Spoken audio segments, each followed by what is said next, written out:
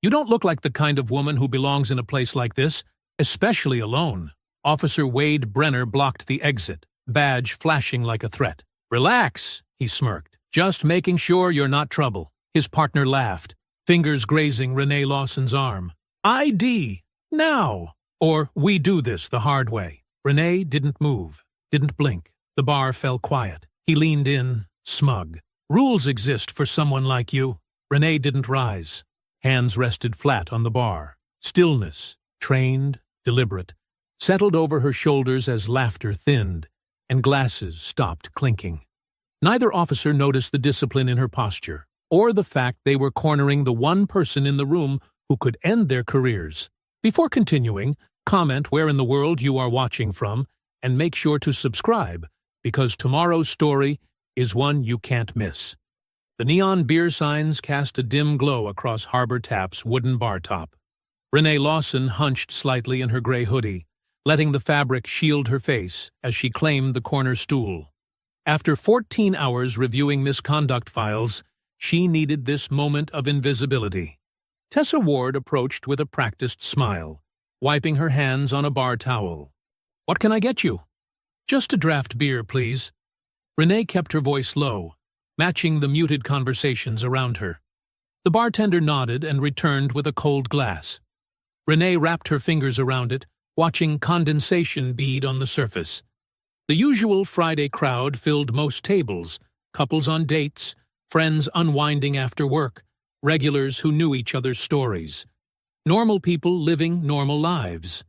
She took a slow sip, letting the tension in her shoulders ease. The front door swung open hard enough to rattle the glass.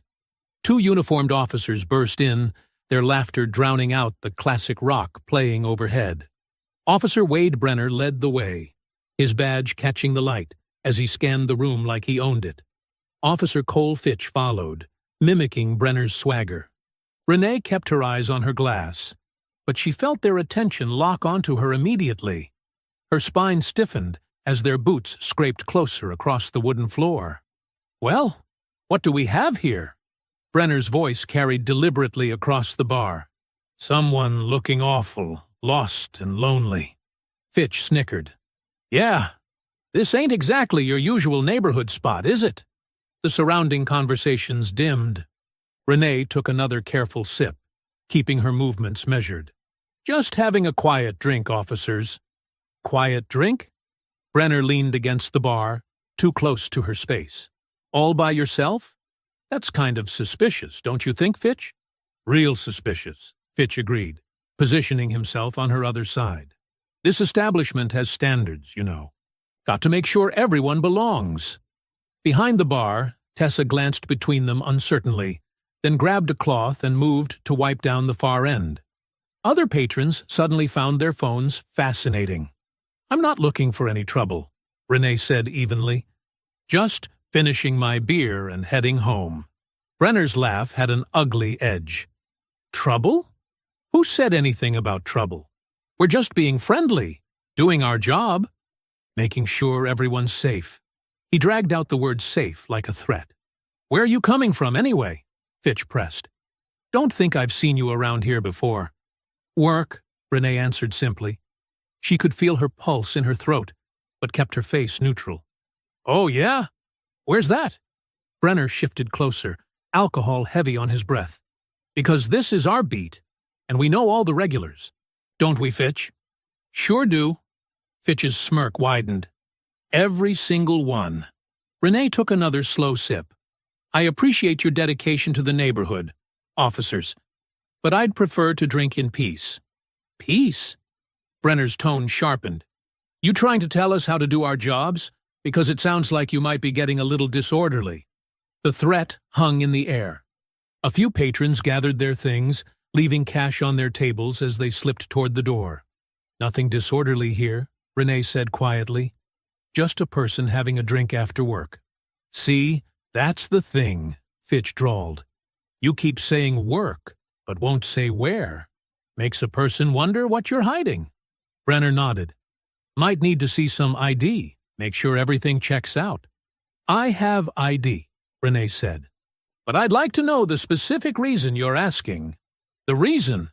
Brenner's laugh was sharp. The reason is, I said so. That good enough for you? Tessa had drifted back, hovering nervously nearby. Officers? She hasn't caused any problems. Did anyone ask you? Brenner snapped, making the bartender flinch back.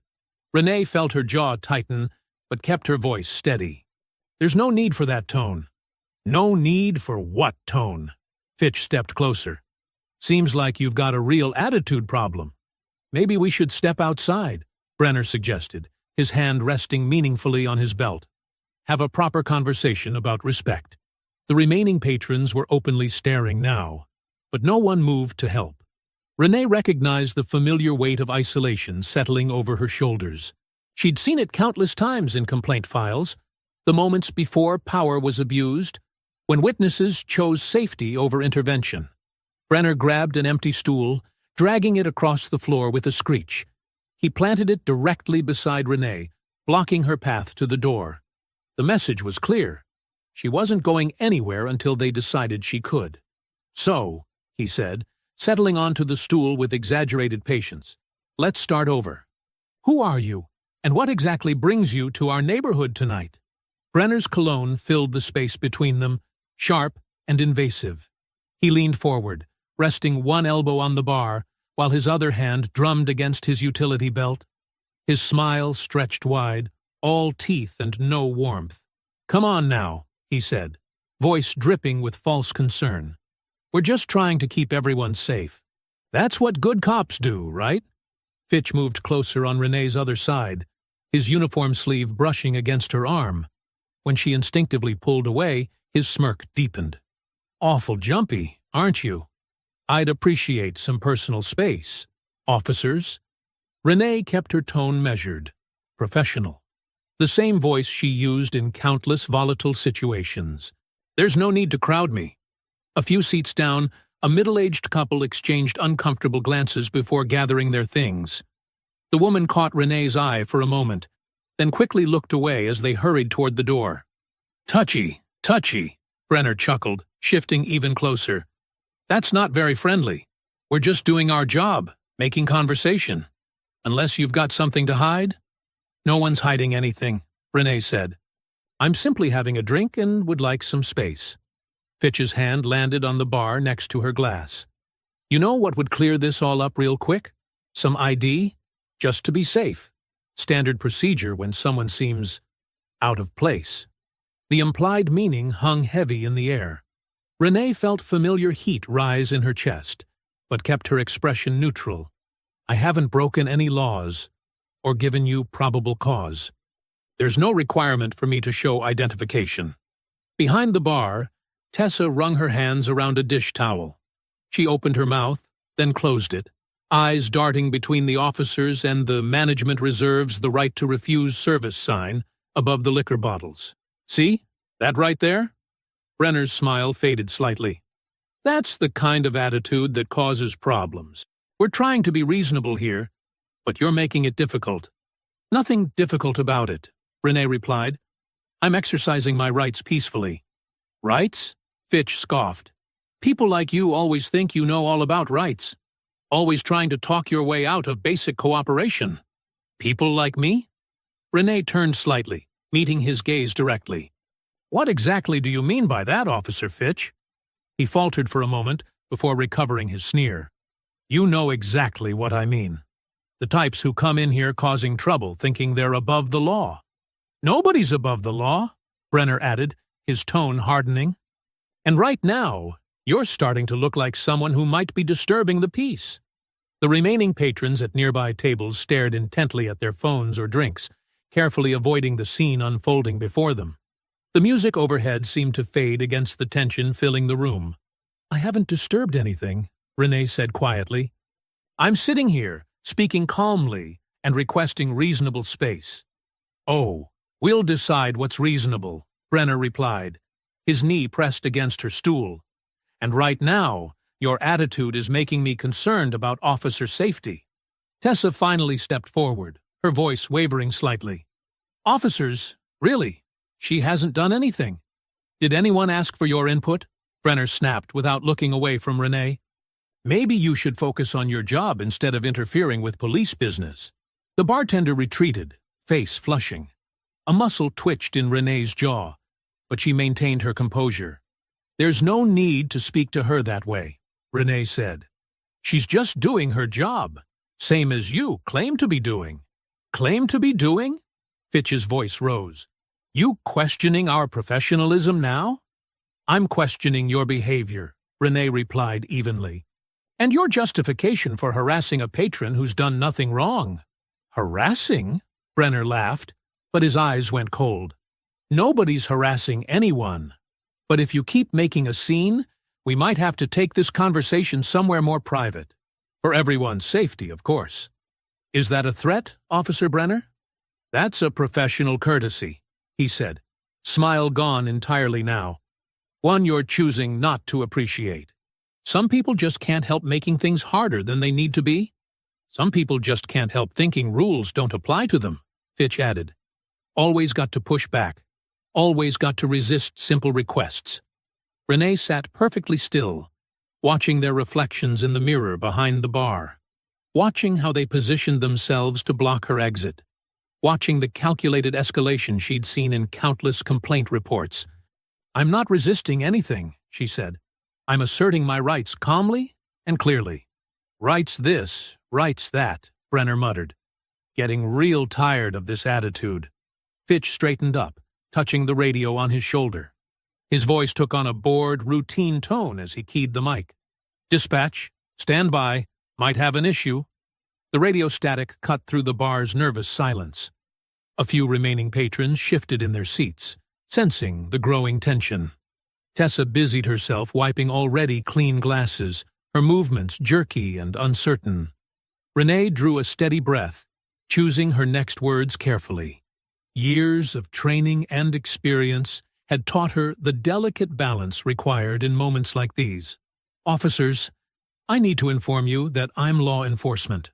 The statement hung in the air for a heartbeat. Around the bar, shoulders began to relax slightly. A collective exhale as people anticipated the tension dissolving. Even Tessa's anxious movements paused, hope flickering across her face. That hope shattered as Brenner's laugh boomed through the room, sharp and mocking.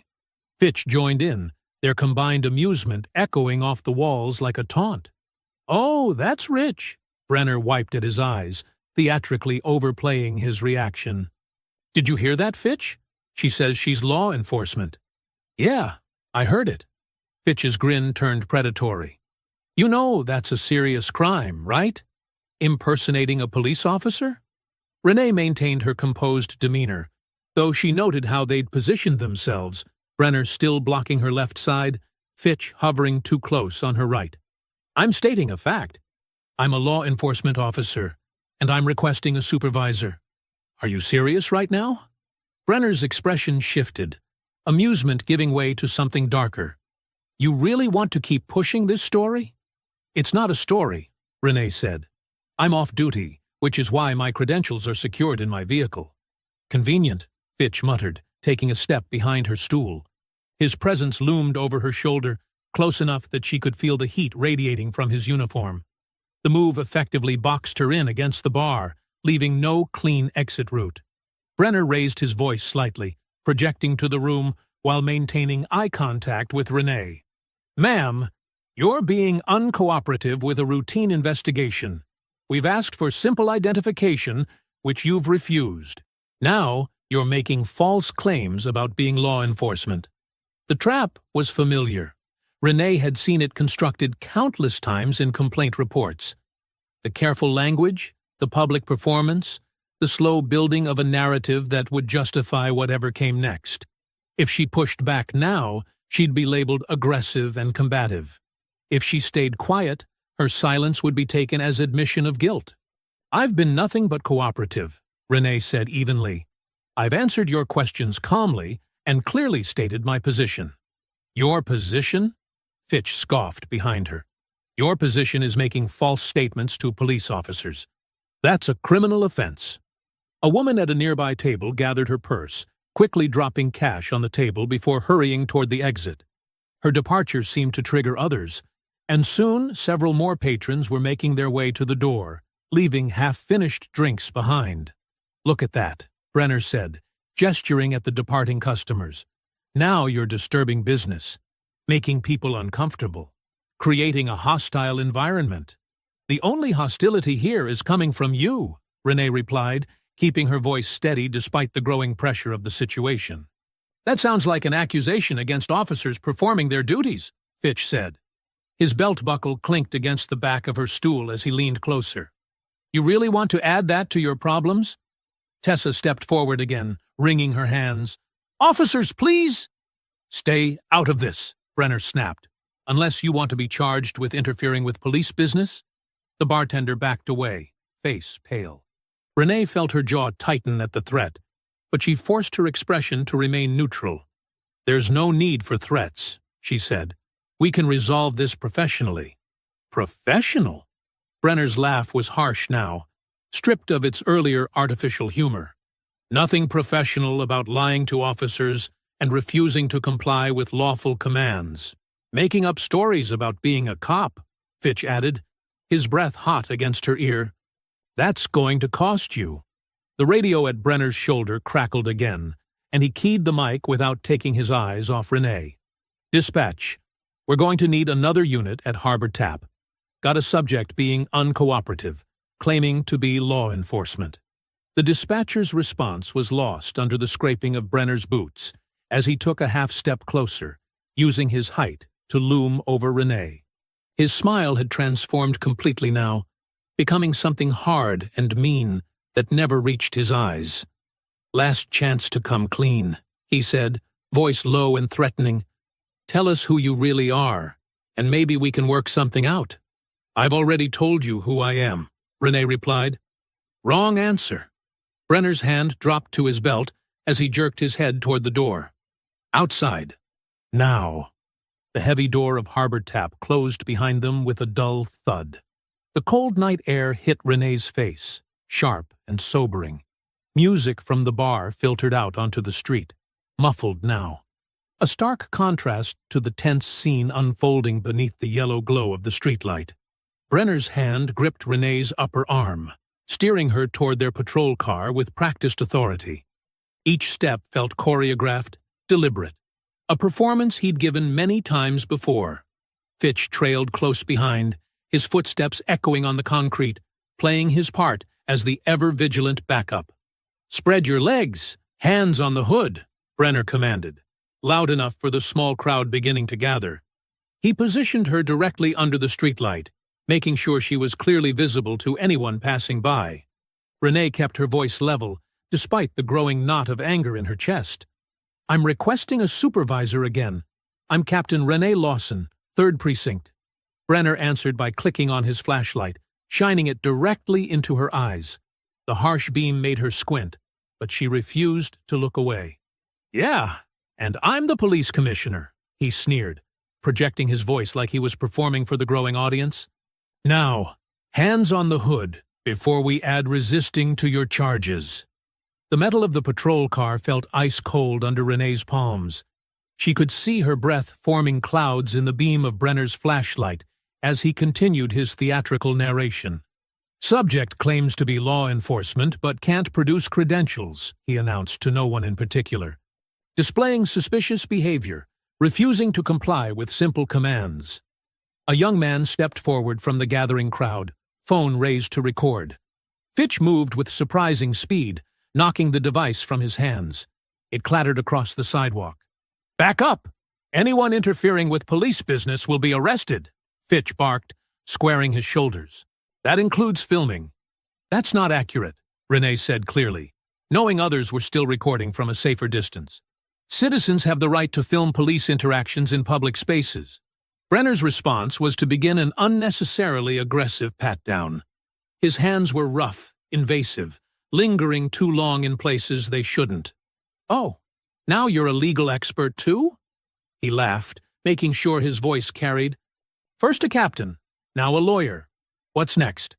The search continued, methodical in its humiliation. Renee focused on her breathing, in through her nose, out through her mouth. She'd seen this routine from the other side countless times. The public spectacle, the performative dominance, the steady erosion of dignity dressed up as procedure. "Nothing here," Brenner announced, stepping back. "No weapon, no badge, no credentials. Just another faker trying to play cop in places she doesn't belong." The emphasis he placed on those last words made their true meaning clear. Renee noticed Tessa standing in the doorway of the bar, her face pale in the streetlight. The bartender's hands were clenched at her sides, her expression torn between wanting to help and fearing retaliation. More people had gathered now, forming a loose semicircle around the scene. Some held phones high, recording from what they hoped was a safe distance. Others whispered among themselves, their faces showing concern, disgust, resignation, but no one stepped forward. No one interfered. They'd all seen this movie before, and they knew how it ended. Brenner circled around Renee like a shark, his boots scraping against the pavement. "You know what I think?" He was playing to the crowd again. "I think someone's been watching too many cop shows.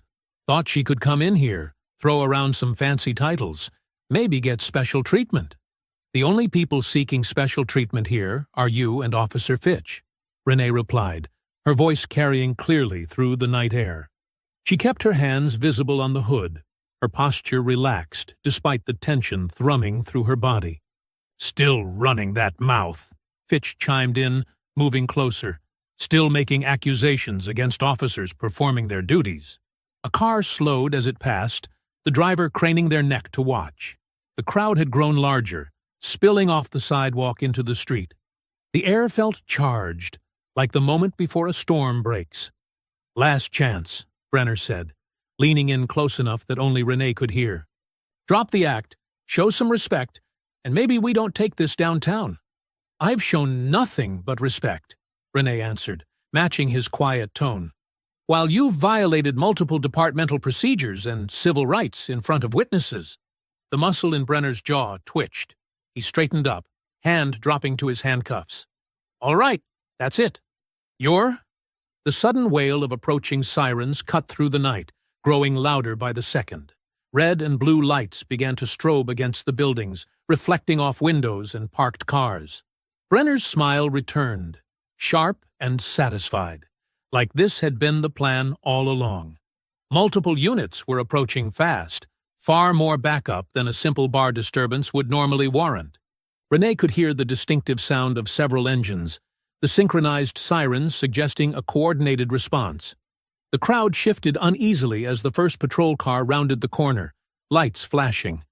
More sirens echoed in the distance, getting closer. This wasn't spontaneous assistance. This was a show of force that had been waiting in the wings. The first patrol car pulled up to the curb, its red and blue lights painting the gathered crowd in alternating colors. Sergeant Paula Hines stepped out, her face a mask of professional detachment as she took in the scene. A black woman spread against a patrol car, 2 officers hovering close, and a crowd of onlookers with phones raised. Hines approached with measured steps, her boots clicking against the pavement. "What's the situation here, officers?" "Possible 148, Sarge," Brenner said, straightening his posture. Subject was uncooperative, claiming to be law enforcement without credentials. Renee turned to face Hines, keeping her movements deliberate and calm. "I'm Police Captain Renee Lawson, 3rd Precinct. These officers have been harassing me since they entered Harbor Tap 20 minutes ago." The silence that followed was sharp enough to cut. Hines's expression flickered, surprise, then concern, then something carefully neutral. She reached for her radio, pressing the transmit button with unusual precision. "Dispatch, this is Sergeant Hines. Can you confirm the duty status of Captain Renee Lawson, 3rd Precinct?" The response crackled through clearly, loud enough for everyone to hear. "Confirmed, Sergeant. Captain Lawson is currently off duty, but active command staff." The effect was immediate. Brenner's shoulders went rigid, his previous swagger evaporating like morning dew. Fitch took 2 quick steps back, suddenly finding intense interest in a crack on the sidewalk. The crowd's whispers grew louder, angry mutters mixing with shocked exclamations. "Jesus Christ!" someone in the crowd said. They did all that to their own captain? Heinz's voice cut through the growing noise. Officer Brenner, step back from Captain Lawson. Officer Fitch, hands off, now. Both officers complied instantly, but Renee noticed the calculated way they moved, like actors changing positions on a stage, already thinking about how to spin this scene differently. Captain, Heinz said, her voice dropping to something almost intimate, I want to personally apologize for this misunderstanding. Perhaps we could discuss this somewhere more private? Handle it through proper channels? Renee stayed where she was, making sure her voice carried. What exactly was the misunderstanding, Sergeant? The part where your officers targeted me without cause, or the part where they conducted an illegal search in front of witnesses? Heinz stepped closer, lowering her voice further. Captain, I understand you're upset, but for department optics, maybe we should address this internally? No need to air dirty laundry in public. Behind Heinz, Brenner had started nodding, his face arranging itself into a mask of contrition that didn't reach his eyes. Captain, if I'd known who you were, this was all about officer safety. You understand how it is, someone claiming to be law enforcement without credentials. Officer safety, Renee repeated, letting the words hang in the air. Was that before or after you made comments about people who don't belong here? More patrol cars had arrived, creating a wall of flashing lights. Officers stood in loose clusters, watching the scene unfold with barely concealed interest. Renee could see the machinery of damage control already spinning up, the careful way Heinz positioned herself between Renee and the crowd, the subtle signals passing between officers. Captain, Heinz tried again, these are good officers. Maybe things got heated, but their records are clean. Let's not let one unfortunate incident damage careers unnecessarily. Renee noticed how Heinz emphasized careers while avoiding words like misconduct or investigation. It was textbook minimization. She'd seen it countless times from the other side of the thin blue line.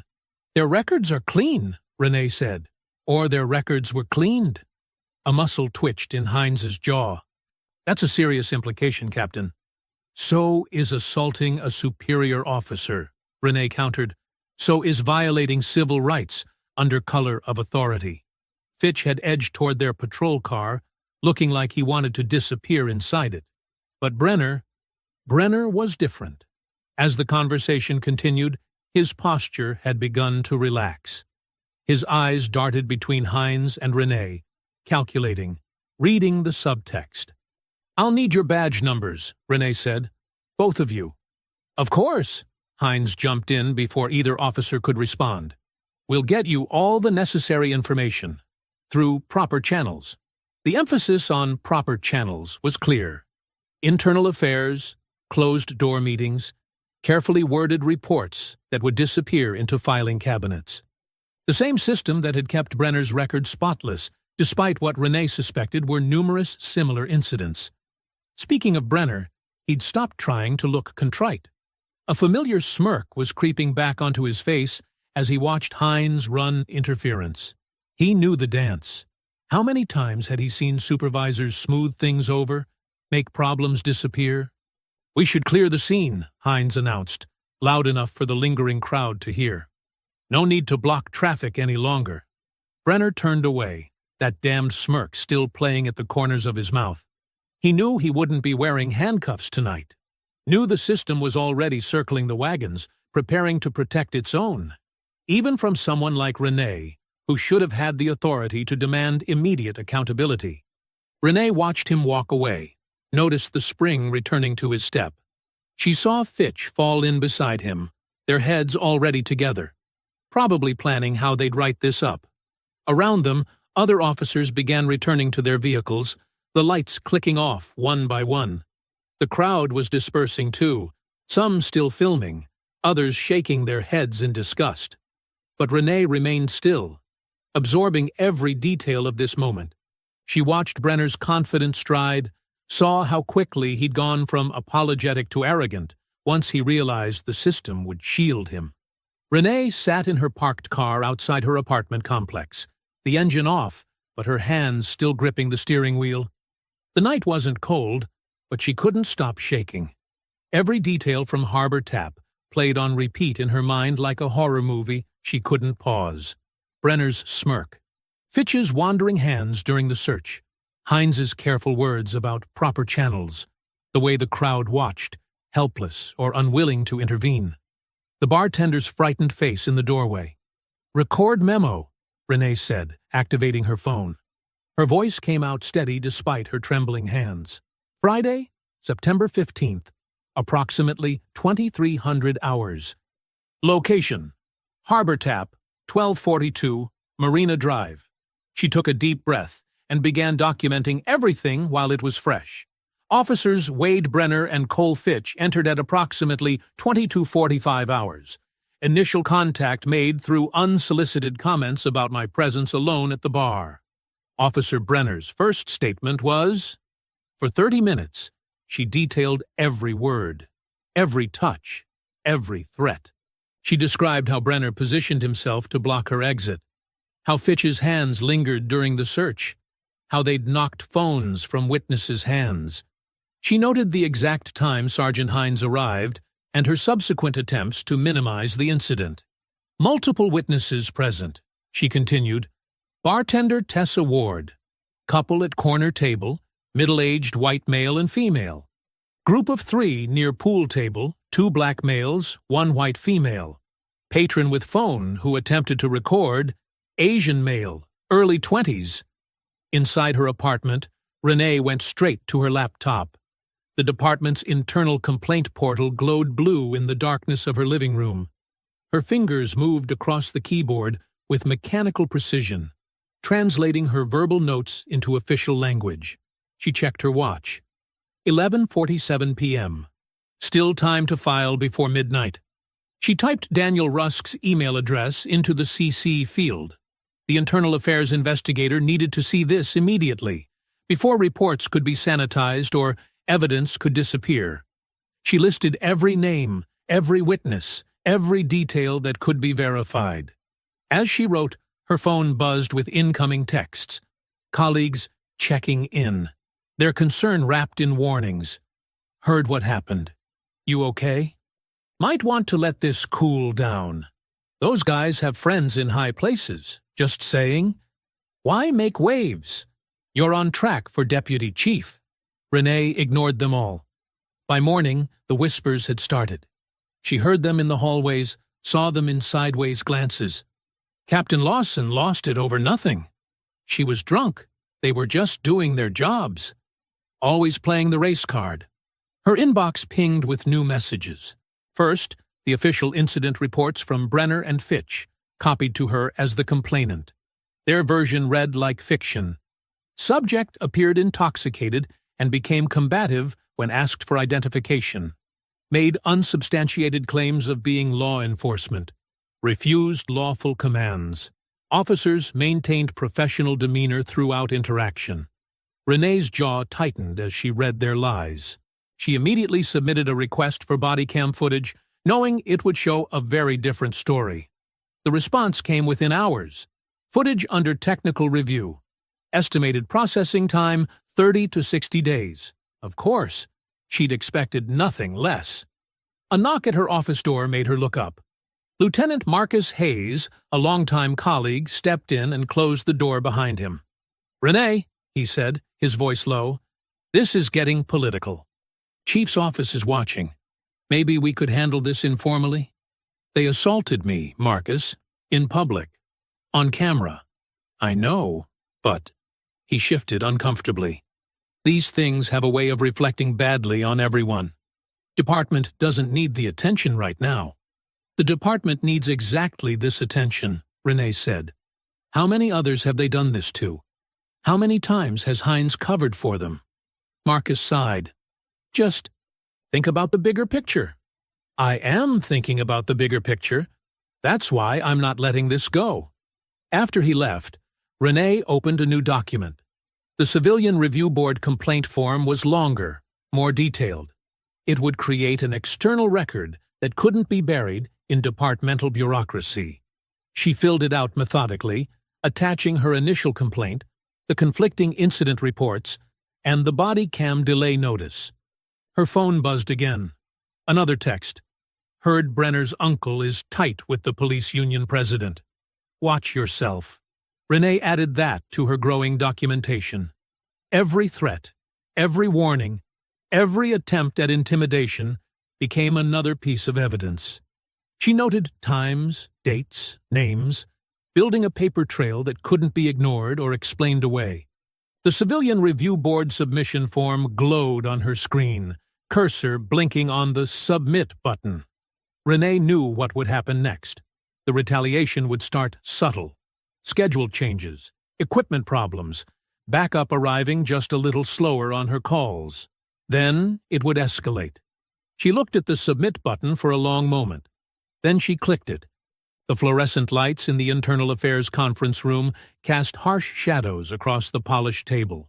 Renee sat straight-backed in her chair, facing Daniel Rusk and Sarah Martinez, the department attorney. Her case file lay open between them, thick with papers, but somehow feeling thin on substance. Rusk cleared his throat, shuffling through documents with methodical precision. His reading glasses caught the overhead glare as he looked up. Captain Lawson, we've identified several procedural concerns in your complaint. The detention appears to have lacked proper cause. The search posture was non-standard. There was inappropriate interference with civilian recording devices. Renee felt a flutter of hope in her chest. Finally, someone seeing the truth. The unprofessional conduct is also noted, Rusk continued, his voice maintaining its careful neutrality. Officers Brenner and Fitch failed to follow several key protocols for civilian interaction. Martinez nodded along, her pen tapping against her legal pad.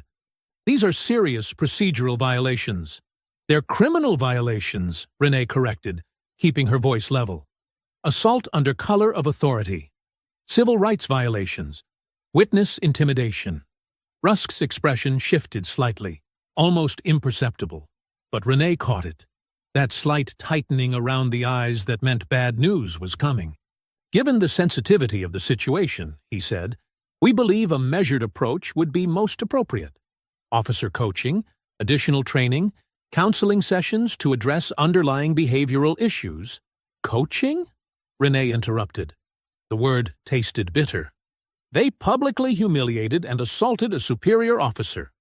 They used their badges to commit crimes. Martinez leaned forward, her face arranged in what she probably thought was a sympathetic expression. Captain Lawson, we understand this has been traumatic for you. The department is prepared to approve paid administrative leave, give you time to process. I don't need time to process. I need consequences for criminal conduct. Without clear video evidence, Rusk began. The body cams worked fine until they didn't, Renee cut in. Convenient timing. Technical issues do occur, Martinez said smoothly. Without that footage, we have to rely on witness statements, and witnesses can be unreliable. Tessa Ward was behind the bar all night. She saw everything. Renee pulled out her notes.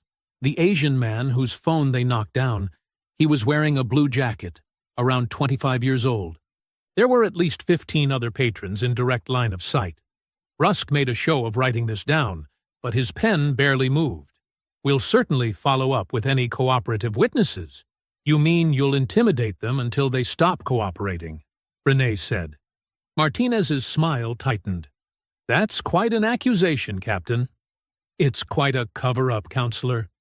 The fluorescent lights hummed in the silence that followed. Renee watched Rusk shuffle papers again, avoiding her eyes. She'd seen this dance before. The slow walk investigation, the witnesses who suddenly couldn't remember details, the evidence that became unavailable. Death by procedure. Captain Lawson, Rusk said finally, these cases are complex. Without clear video documentation, the documentation exists. You're choosing not to find it. And with conflicting accounts, he continued, as if she hadn't spoken. We have to be thorough. These investigations take time. Time for memories to fade? Renee asked. Time for witnesses to disappear? Time for the news cycle to move on? Martinez closed her notebook. We understand you're frustrated. I'm not frustrated. I'm angry. There's a difference. Perhaps that's why some time off would be beneficial. Martinez pressed. Clear your head. Let the process work. The process is the problem, Renee said. And we all know it. Rusk removed his glasses, polishing them with deliberate care. Captain, no one is dismissing your experience, but formal discipline requires a certain burden of proof. Criminal charges even more so. Without supporting evidence. The evidence exists, Renee repeated. You're just not looking for it. We're following established protocols, the same protocols that protect bad officers and bury misconduct. Martinez's pen stopped tapping. That's not a constructive approach, Captain. Neither is pretending this system works. Rusk replaced his glasses, his movements still careful and precise. We'll continue our investigation according to department policy. In the meantime, I strongly recommend you consider the administrative leave option. It would give everyone space to... To what? Renee asked. To pretend this never happened? To wait until I give up?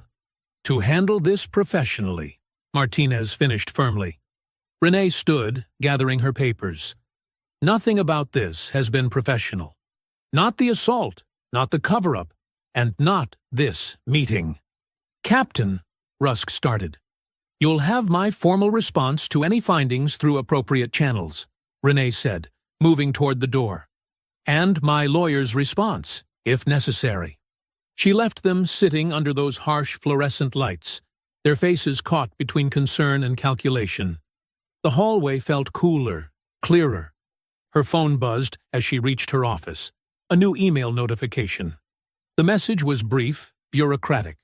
After careful review of available evidence, no disciplinary action recommended at this time. Investigation status. Closed pending new information. Renee sank into her couch, remote in hand, flipping through local news channels. Her apartment felt too quiet, too empty.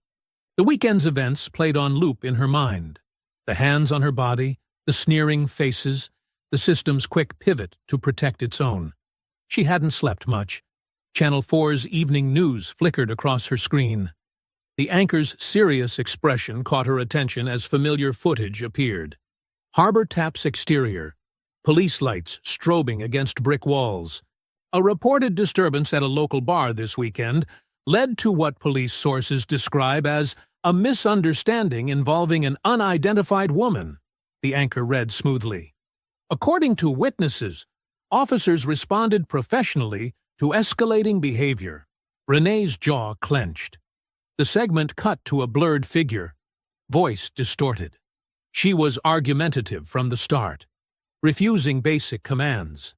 The officers showed remarkable restraint. Remarkable restraint? Renee muttered, her fingers tight around the remote.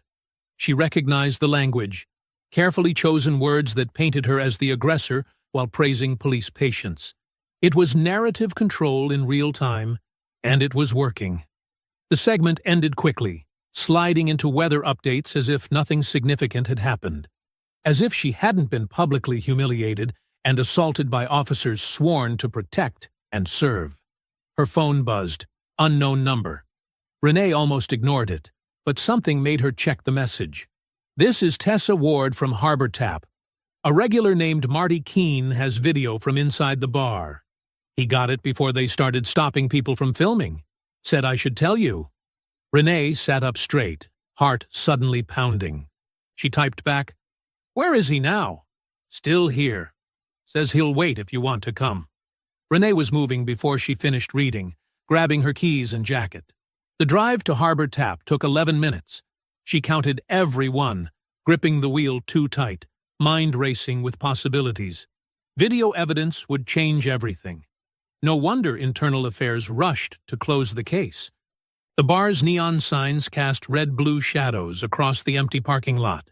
A man in his 50s stood near the entrance, hands in his pockets, looking nervous. He glanced up as Renee approached. "Captain Lawson?" His voice was quiet, careful. "I'm Marty Keene." Renee nodded, studying him. "Tessa said you have footage?" "Inside my car," he said, gesturing to an old Honda Civic. Didn't want to show it where people might see. They walked to his car. Marty's hands shook slightly as he pulled out his phone. I save everything to a secure cloud account, he explained. Used to work IT, old habits. The video played on his phone screen. The angle was from a corner table. Marty must have propped his phone against something to film discreetly.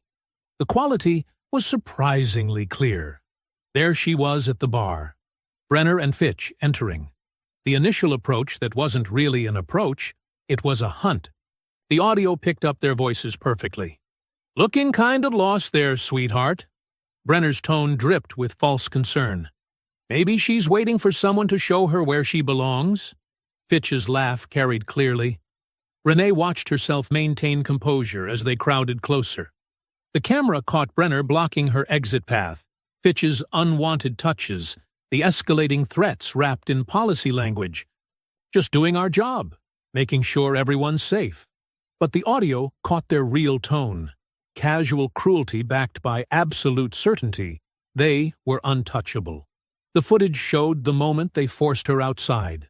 Brenner's hand gripping her arm too hard. Fitch smirking as he knocked phones away from filming bystanders. This is why they rushed to close the investigation, Renee said quietly. This makes it impossible to bury. Marty nodded. I can give you the original file, and I'll make a statement about what I saw if you want. I do want that, Renee said. But you should know. They might retaliate. Come after your job, your family, anything they can use. I know. Marty met her eyes. But some things matter more than being safe. They spent the next 20 minutes transferring the file and writing out his statement. Marty's account was detailed, methodical. Dates, times, exact quotes, supporting details that matched the video perfectly. He signed it and had Renee witness his signature. Back in her car, Renee watched the clip one more time.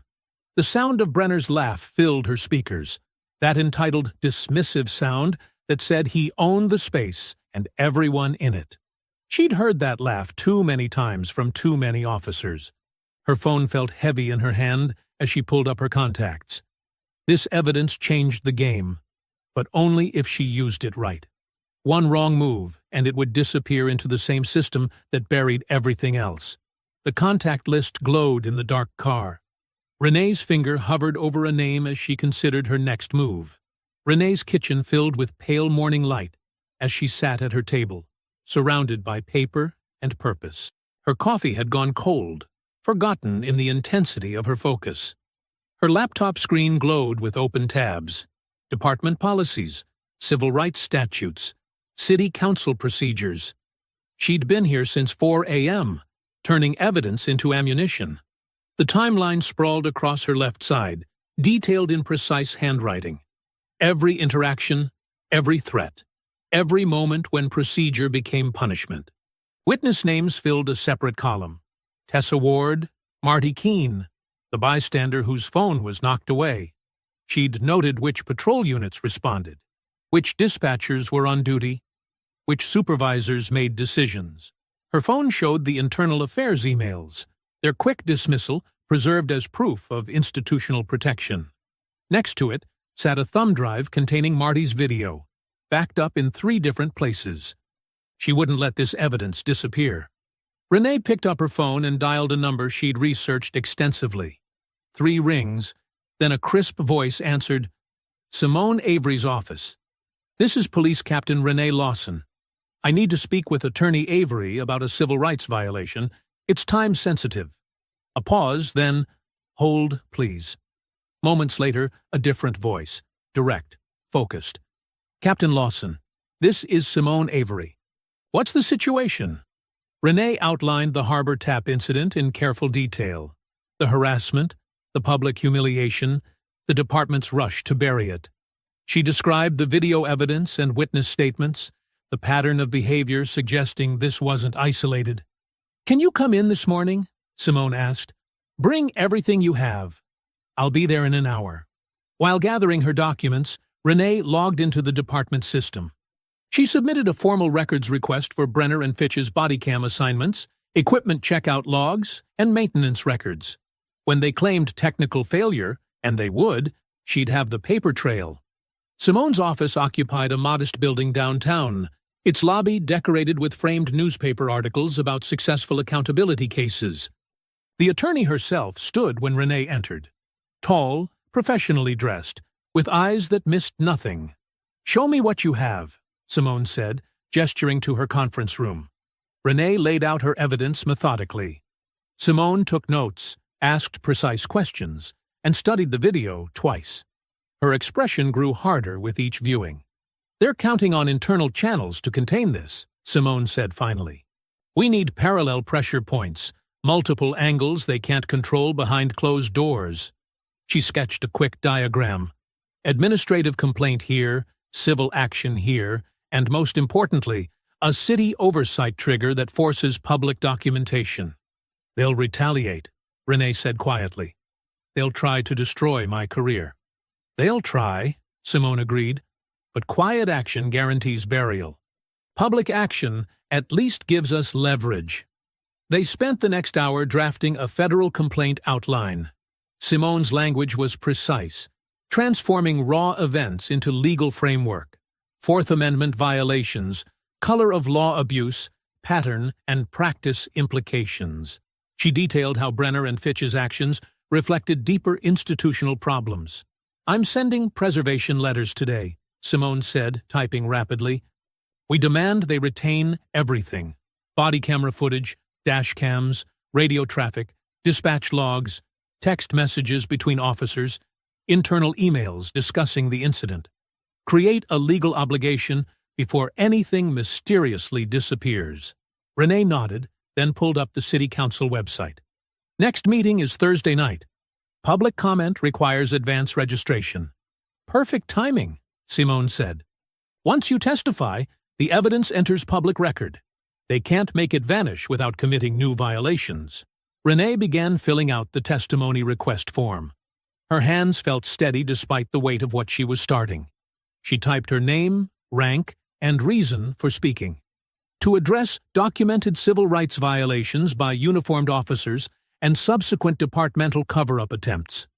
"Be prepared," Simone warned.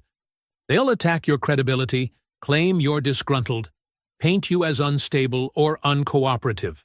Standard playbook." "I know," Renee said. "I've watched them do it to others." She completed the form, cursor hovering over the submit button. Fear crept along her spine, not of Brenner and Fitch, but of losing the career she'd built, the chance to change things from inside, the system she still believed in, despite everything. Simone watched her silently, understanding the moment. Renee thought about other women who'd faced similar harassment, about officers who assumed their badge made them untouchable, about all the times silence protected the wrong people. The submit button clicked softly under her finger. The fear remained, but she chose it anyway. Chose the fight over the false peace of looking away. "What's our next step?" she asked Simone. The attorney smiled slightly. "Now we make sure they can't pretend this never happened." The City Hall chambers hummed with tension as people packed the rows, their whispers echoing off marble walls. Uniformed officers lined the perimeter, arms crossed, faces neutral but eyes alert. News cameras tracked every movement while reporters scribbled in notepads, sensing something significant was about to unfold. Council Chair Denise Rollins sat straight-backed at the center of the raised dais, her gavel poised. She surveyed the crowd with practiced patience, noting the unusual mix of faces: concerned residents, curious onlookers, and an unusually high number of police brass. "This meeting of the City Council will come to order," Rollins announced, bringing the gavel down with sharp authority. The room settled into expectant silence. She consulted her agenda. First, for public comment, we have Police Captain Renee Lawson. The overhead screen displayed Renee's name and title as she approached the podium. Her steps were measured, unhurried. She wore her formal uniform, captain's bars gleaming under the fluorescent lights. The room's energy shifted instantly. Officers along the walls straightened, some with confusion, others with barely concealed hostility. In the audience, residents leaned forward, sensing the unusual nature of a police captain testifying. Behind Renee, attorney Simone Avery sat in the front row, a thick binder labeled Evidence Public Record positioned prominently on her lap. Her presence alone sent a clear message. This wasn't a routine complaint. Renee adjusted the microphone, her movements calm and deliberate. "Thank you, Chairwoman Rollins and council members. I'm here to address documented civil rights violations by uniformed officers and the subsequent attempt to suppress evidence of their misconduct." She began building her timeline, her voice steady and clear. "Last Friday at 10:47 p.m., I entered Harbor Tap as a civilian patron. At 11:03, officers Wade Brenner and Cole Fitch arrived. By 11:05, they had targeted me for harassment." The precision of her timestamps commanded attention. This wasn't emotional testimony, it was evidence being entered into record.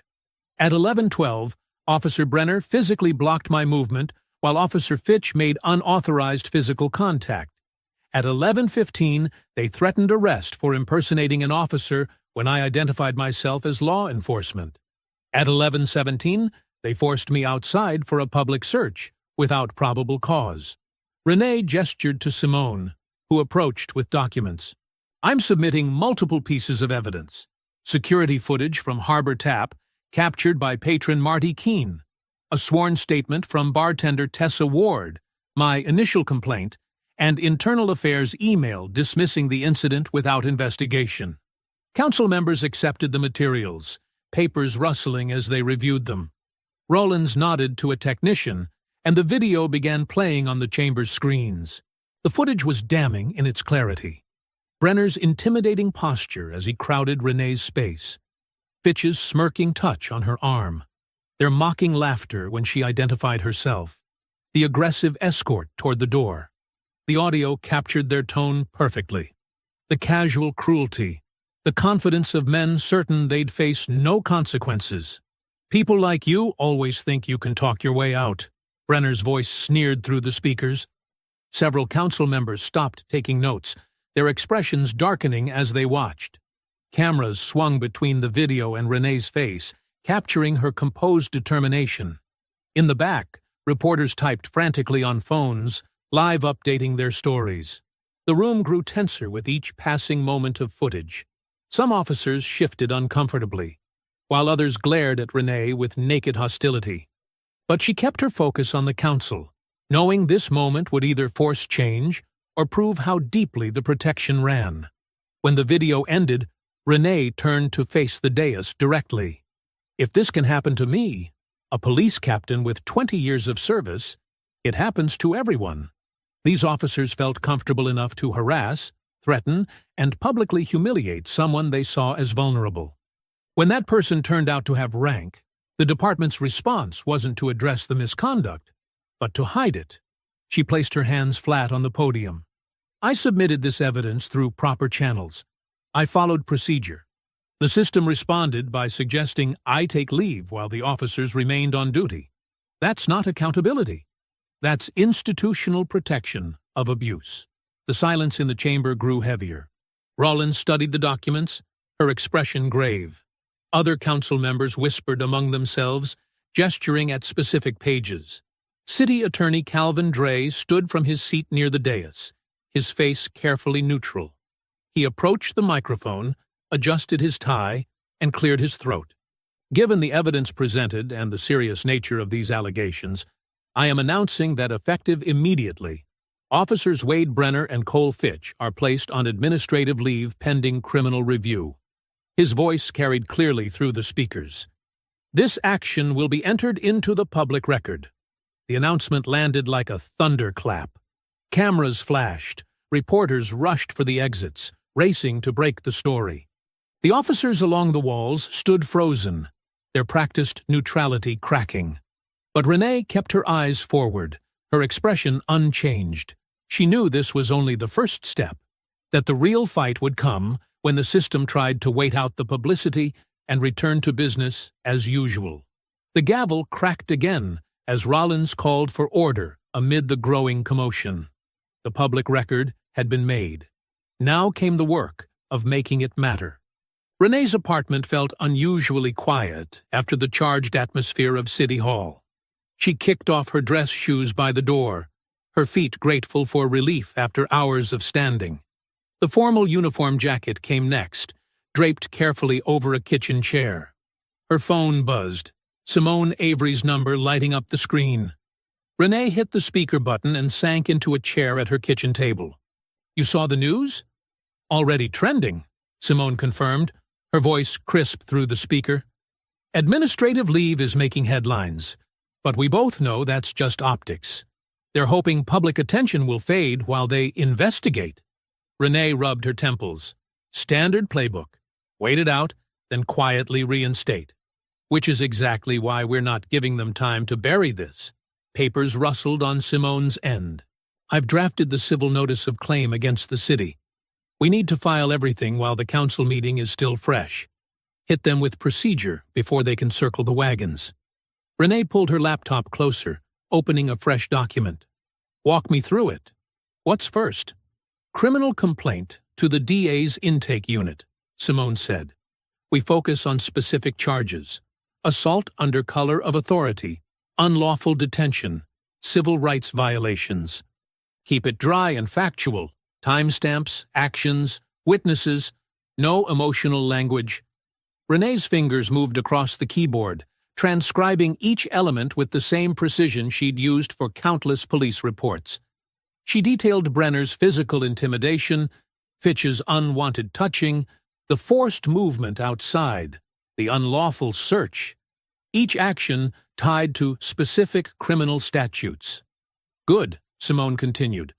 "Now, attach Marty's video file and the sworn statements.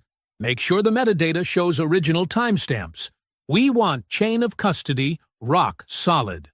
Renee organized the evidence files, labeling each one clearly. Tessa Ward's statement described the escalating harassment from behind the bar. Marty Keene's footage captured the officer's sneering tone and physical threats. Together, they created an unbreakable timeline. "Next is the civil notice," Simone said. "We're claiming damages against the city for failure to train, failure to supervise, and pattern of discrimination. Include the internal affairs dismissal email, shows they had notice and chose not to act." The kitchen clock ticked past midnight as they worked. Renee's coffee went cold, untouched. She focused on building the case piece by piece, making each element impossible to dismiss. The civil claim outlined systemic failures, not just two officers' actions, but the department's protection of those actions. "Now the federal civil rights complaint," Simone directed. "This triggers outside jurisdiction, takes it beyond local control. Detail every Fourth Amendment violation: unreasonable seizure, excessive force, suppression of witness documentation." Renee's typing slowed, ensuring every word was precise. The federal filing was their strongest lever, a way to force oversight that couldn't be handled quietly in-house. She included the council meeting video, showing how quickly the department moved to administrative leave once the evidence became public. "Last piece," Simone said. "Evidence preservation demand. We want everything locked down before anything can conveniently malfunction." Renee drafted the preservation notice, listing every category of evidence: body cam footage from both officers, dash cam video, dispatch recordings, radio traffic logs, shift assignments, supervisor emails, internal messages, disciplinary histories. The demand created a legal obligation. Any missing evidence would now constitute obstruction. "Remember," Simone emphasized, "no press statements, no social media posts, no informal comments to anyone. Let the filings speak. The system knows how to deflect outrage, but it has to respond to procedure." "Copy that," Renee said, a hint of dry humor in her voice. "I know how to work a chain of command." She reviewed each document one final time, checking citations and attachments. The criminal complaint outlined clear violations of state law. The civil notice established municipal liability. The federal filing triggered constitutional scrutiny. The preservation demand protected their evidence. Together, they created overlapping pressure that couldn't be ignored. Send them all tonight, Simone advised. Don't give them time to prepare narratives. And Renee, she paused, be ready for pushback. This is going to make people uncomfortable. I'm counting on it, Renee said quietly. She submitted the criminal complaint first, watching the confirmation appear in her inbox. The civil notice went next, properly served to the city clerk's office. The federal filing took longer, the system processing each attachment. Finally, she sent the preservation demand to every required department and supervisor. The clock read 1:03 a.m. when the last confirmation arrived. Renee closed her laptop and stood, stretching muscles stiff from hours of focused work. She walked to her bedroom, set her alarm for her regular shift, and laid out a fresh uniform. Tomorrow she would go to work like any other day. She wouldn't comment on the filings or acknowledge the stares. She would simply do her job while the machinery of legal procedure ground forward, turning evidence into consequence one document at a time. Wade Brenner slouched in his patrol car's driver's seat, the engine idling while he scrolled through his phone. The morning sun glinted off the gas station's windows, but he barely noticed. His thumbs flew across the screen, snickering at each message that popped up. Did you see her face at that council meeting? He typed to Fitch. Standing there all serious, like anyone gives a care. The reply came instantly.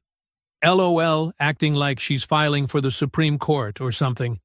Brenner took a long sip of convenience store coffee, still grinning. The administrative leave felt more like a paid vacation. A standard response he'd seen dozens of times before. Nothing ever stuck. His phone buzzed again. She really thought that little bar video was going to do something, Fitch wrote. Like we haven't dealt with evidence before. Right? Brenner replied. So cute when they think following procedure matters. How many complaints you got in your file now? Lost count, bro. Internal Affairs is probably tired of seeing my name. Brenner shifted in his seat, checking his mirrors out of habit. The gas station parking lot remained quiet. Just another boring morning on paid leave. He opened the group chat titled Shield Team 6 that included Sergeant Hines and Officers Marcus Davis and Tony Rivera. Hey, Sarge, he typed. What's the over-under on Captain Social Justice lasting another month? Paula Hines's response was careful but clear. Focus on following procedure.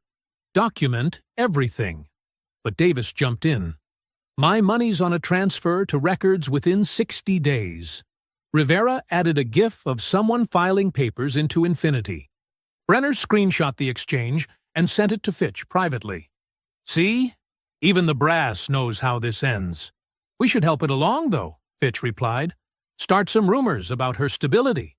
You know how they love a good wellness check on the troubled ones. Brenner's grin widened. Already got some ideas. Remember that domestic call last month? The one with the crazy lady? Could probably copy that report format. Perfect, Fitch wrote. Question her judgment. Suggest she's unstable from job stress. Works every time. Plus, my body cam was totally malfunctioning that night at the bar, Brenner typed. Such a shame about these technical issues lately. Same here, bro. Equipment's just not reliable these days. Across town, Renee sat across from Marty Keene in a quiet corner booth at Dale's Diner. Sunlight streamed through large windows, highlighting the steam rising from their coffee cups. A manila envelope sat between them. I need you to read this carefully, Renee said, sliding the affidavit across the table. It has to be exact. Marty adjusted his reading glasses and leaned forward. His eyes moved methodically down the page, taking in each detailed paragraph about the night at Harbor Tap. The document outlined when he started recording, how he preserved the video file, and who had access to it since. This part here about the timestamp, he said, tapping the paper. You want the exact minute? Everything matters, Renee replied. Chain of custody means tracking every step, every transfer, every viewing. We need to show this evidence wasn't altered. Marty nodded and continued reading. His hand trembled slightly as he turned the page.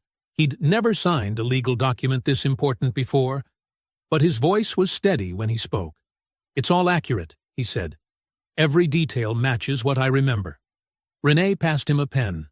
Sign and date each page. Initial any corrections. We'll have it notarized before you leave. While Marty signed, Renee's phone buzzed with a text from Simone. Counsel recording secured. Subpoenas drafted for all electronic communications between named officers. Good, Renee typed back. Any pushback? Not yet. They're probably still confident nothing will stick. That works in our favor. Renee watched Marty carefully date each signature. This wasn't about revenge or even justice anymore. It was about procedure. Every document, every signature, every preservation order created another thread in a web of accountability. She didn't need to chase them. The evidence would do that on its own. Marty slid the signed affidavit back across the table. What happens next? The system works through the documents, Renee said. Every filing triggers requirements. Every requirement creates a record. Every record builds the case. Sounds slow, Marty said. Renee allowed herself a small smile. Slow is thorough. Thorough is permanent. She checked her watch. Almost time for her next meeting. The affidavit went into her briefcase alongside copies of the criminal complaint, civil notice, and federal filing. Each piece of paper represented another step forward, another official record that couldn't be erased. At 6:47 p.m., while Brenner and Fitch were still exchanging confident texts about their untouchability, an email arrived in Simone Avery's inbox. The subject line read simply, "Evidence of coordination." The anonymous sender had attached multiple screenshots from the officers' group chat. Dozens of messages showing them plotting to discredit Renee, coordinating their technical glitches, and documenting their casual dismissal of accountability. Each image included timestamps, user IDs, and participant lists. The steps of City Hall blazed under the midday sun as reporters jostled for position, their cameras trained on the podium. Behind the press corps, protesters filled the plaza, their signs rising like accusations, badge immunity, and arrest corrupt cops. The emergency briefing had been called less than an hour after Simone Avery's legal filing hit the public record. Mayor Catherine Walsh gripped the podium edges, her usual confidence wavering as she faced the crowd. "The screenshots submitted to the court today are deeply troubling," she began, voice tight. "They appear to show officers discussing retaliatory actions against a superior and coordinating to obstruct an investigation." Camera shutters clicked rapidly. In the second row, Channel 4's veteran reporter Sandra Mills called out, "What about the references to deliberately malfunctioning body cameras?" The mayor's knuckles whitened. "All equipment logs and maintenance records are being reviewed by—" "The screenshots show officers joking about technical issues," another reporter cut in. "Will there be criminal charges for evidence tampering?" District Attorney Marcus Coleman stepped to the microphone, his dark suit pristine despite the heat. "My office has opened a criminal review into potential obstruction of justice, witness intimidation, and civil rights violations. We're working closely with federal authorities given the nature of—" "What about Sergeant Hines?" someone shouted. The group chat shows she knew about the retaliation plans. At the edge of the crowd, Renee stood quietly in her formal uniform, watching the scene unfold. She hadn't leaked anything or called for attention. The evidence was doing exactly what evidence should do, creating unavoidable pressure for accountability. Simone Avery stepped forward, her navy blazer stark against the white marble steps. The screenshots were submitted through proper legal channels as part of our federal filing. They show a pattern of behavior that extends beyond the initial incident. She held up a thick document. "We've also obtained body cam status logs that directly contradict the officers' written statements about equipment issues that night." Internal Affairs Director James Morton hurried to the microphone, sweat beading on his forehead. "We're releasing all body cam maintenance records from the past 6 months for full transparency." "Why weren't these discrepancies flagged during your initial review?" Simone asked, her voice carrying across the plaza. Morton fumbled with his papers. Our preliminary investigation focused on immediate witness statements and so you ignored documentary evidence that would have exposed the false statements? Simone pressed. The crowd murmured. Renee maintained her position, hands clasped behind her back, letting the momentum build naturally. She'd learned that silence could be more powerful than speeches. Inside City Hall, Sergeant Paula Hines sat stiffly in front of the command staff, trying to explain away her presence in the group chat. I was attempting to maintain a de-escalating presence in the conversation, she insisted. To prevent more aggressive suggestions, Deputy Chief Victor Torres cut her off. You were legally required to report threats of retaliation against a superior officer. Instead, you participated in discussions about discrediting her. I never actively supported. Your passive presence enabled it, Torres snapped. The timestamps show you reading messages about fabricating wellness concerns and coordinating technical failures. You took no action. Hines's face tightened. I was trying to handle it internally. That excuse is exactly why we're under federal scrutiny now. Outside, the press conference had devolved into rapid-fire questions about oversight and accountability. Local news vans lined the street, their satellite dishes reaching skyward like metal trees. Veterans groups had arrived carrying signs about honor and duty. Residents shared stories of similar encounters that had been buried or ignored. Renee's phone buzzed in her pocket. Another blocked number. She'd received dozens of threatening calls since the filing went public. Heavy breathing, muffled curses, promises of consequences. She recorded each one, logged the time, and forwarded them to Simone. Every threat became another piece of evidence. The mayor was trying to regain control of the narrative.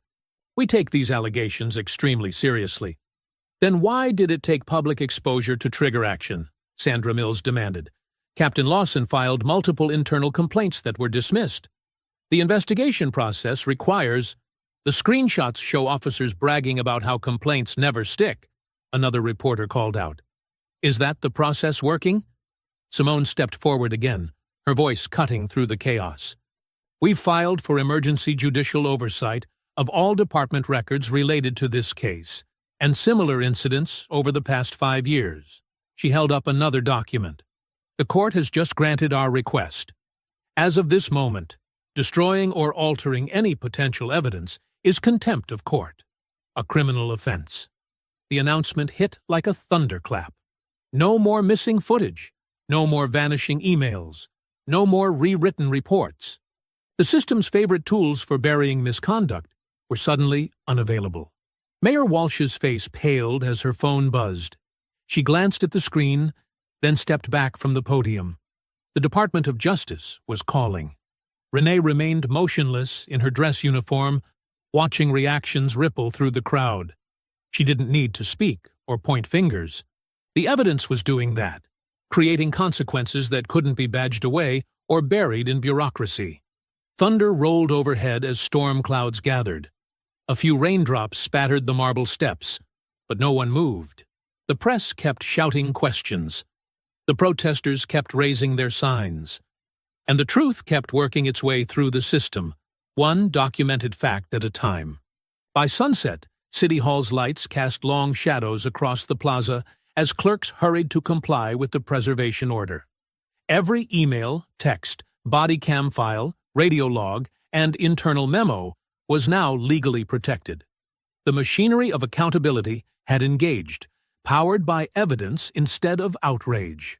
The courthouse hallway hummed with tension as Wade Brenner and Cole Fitch walked in, their polished shoes clicking against marble.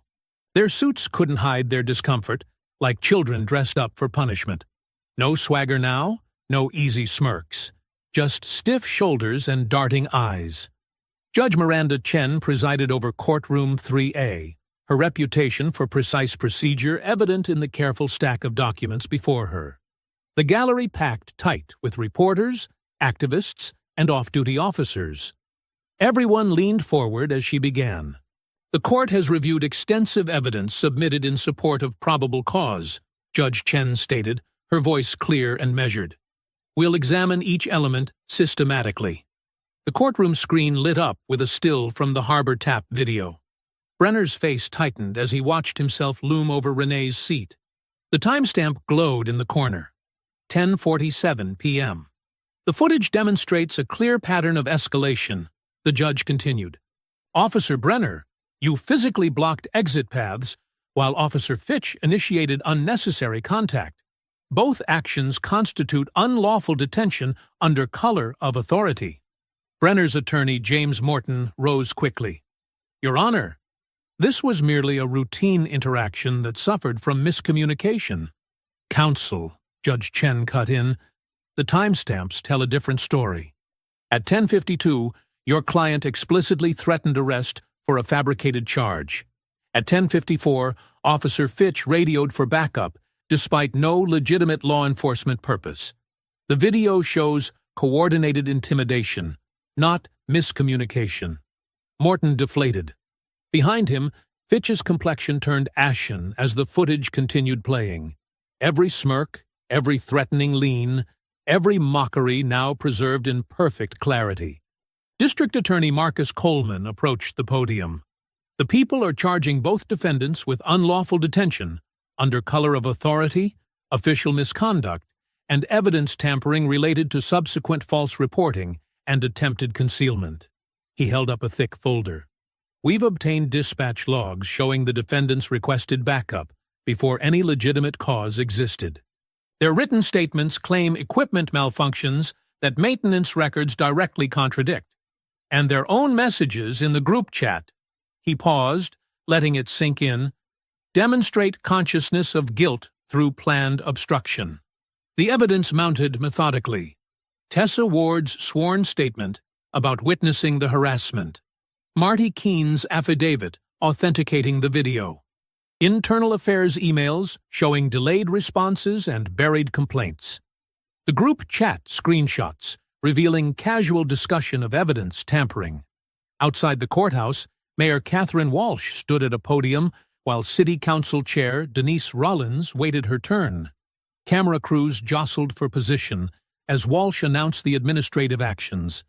Effective immediately, Officers Brenner and Fitch are terminated from the police department, pending criminal proceedings, Walsh declared, her usual polish cracking slightly.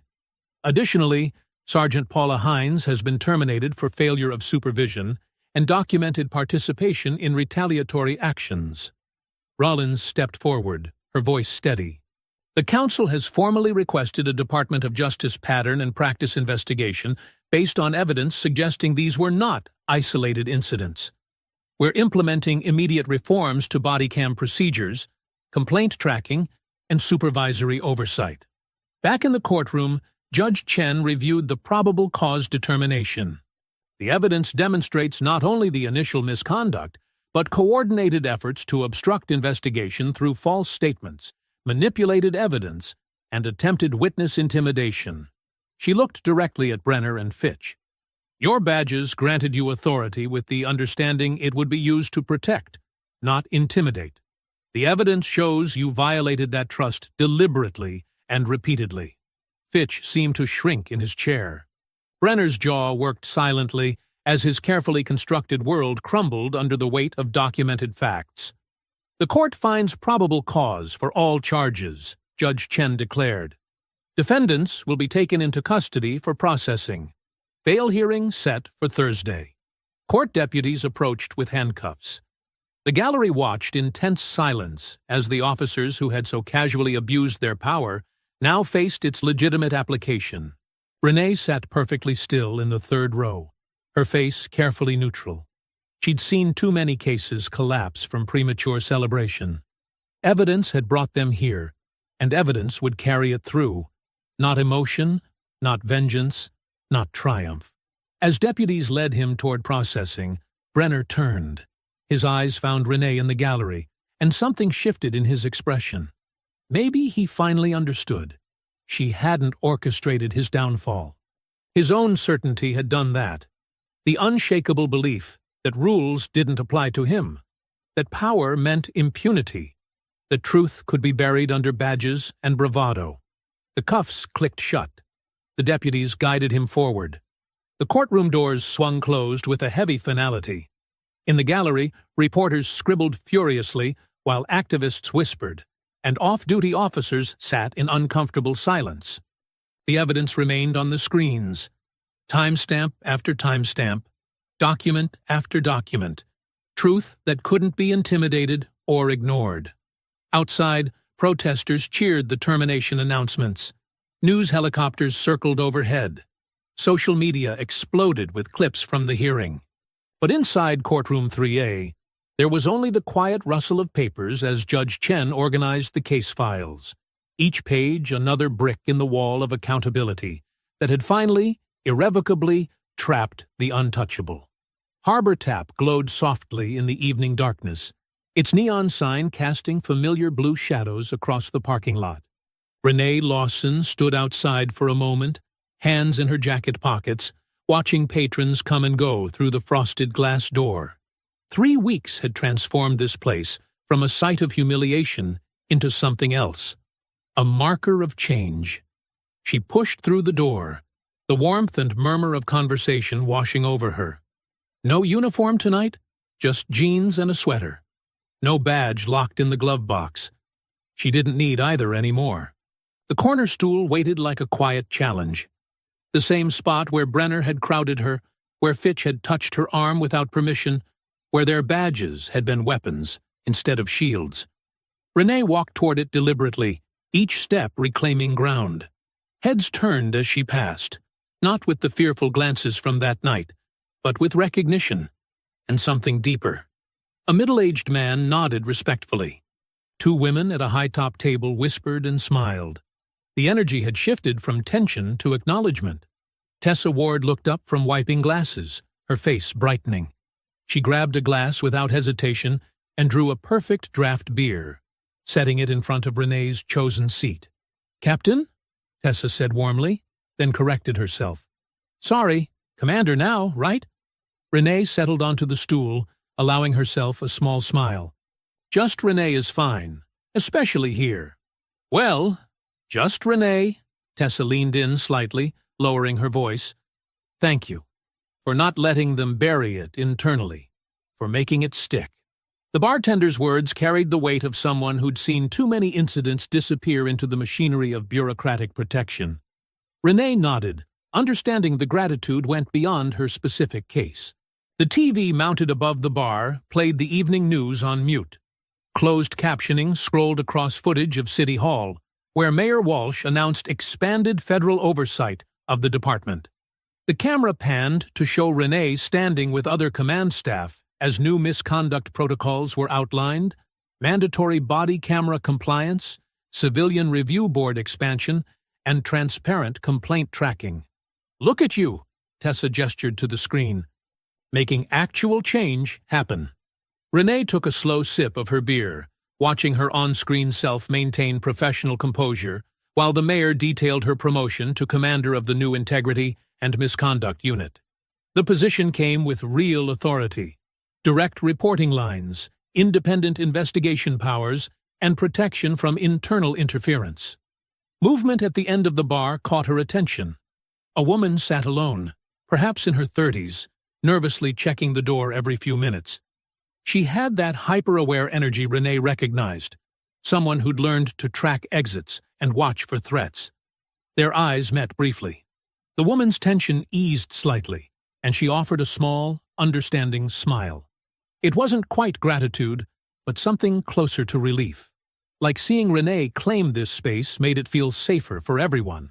The bar had filled steadily while Renee sat, the Friday crowd building.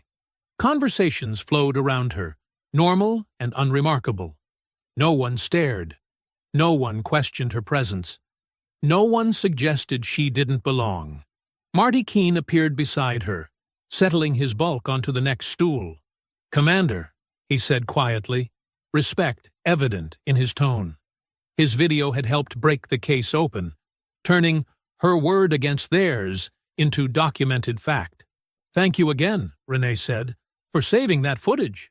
Marty shrugged, but his expression was serious. Couldn't let them get away with it. Not again. That again hung in the air between them, heavy with meaning. How many others had faced similar treatment without the rank or resources to fight back? How many incidents had vanished into internal handling and carefully managed silence? The news switched to footage of Brenner and Fitch being processed at county jail, their faces tight with disbelief. The charges had stuck: unlawful detention, misconduct, obstruction. Sergeant Hines faced separate charges for her role in the attempted cover-up. The system that had protected them now held them accountable. A burst of laughter drew Renee's attention to a group of young women near the pool tables. They moved freely, enjoying their evening without constantly checking their surroundings. That was the real victory. Not just consequences for specific officers, but the slow restoration of safety and trust. Tessa refreshed Renee's beer without being asked, then paused. "You know, some of the regulars were worried you wouldn't come back, that this place would just be that night for you." Renee traced a finger through the condensation on her glass. "Can't let them have that power. Can't let them make spaces feel forbidden." She looked around the bar, at the mix of people, at the easy atmosphere, at the corner that had tried to cage her now, serving as her chosen seat. This wasn't about erasing what happened. It was about transforming it into something stronger. The TV switched to sports scores. The nervous woman at the bar's end had relaxed visibly, chatting with Tessa. Marty headed back to his regular table. The night settled into its normal rhythm, unremarkable except for what it represented. A space reclaimed, a boundary enforced, a message sent. Renee took another slow sip of her beer, feeling the weight of her new command position, of the cases waiting on her desk, of the reforms slowly taking root. She didn't need grand gestures or loud celebrations. This quiet moment said everything. She was here because she chose to be, and no one had the power to question that choice. If you enjoyed the story, leave a like to support my channel, and subscribe so that you do not miss out on the next one. On the screen, I have picked 2 special stories just for you. Have a wonderful day.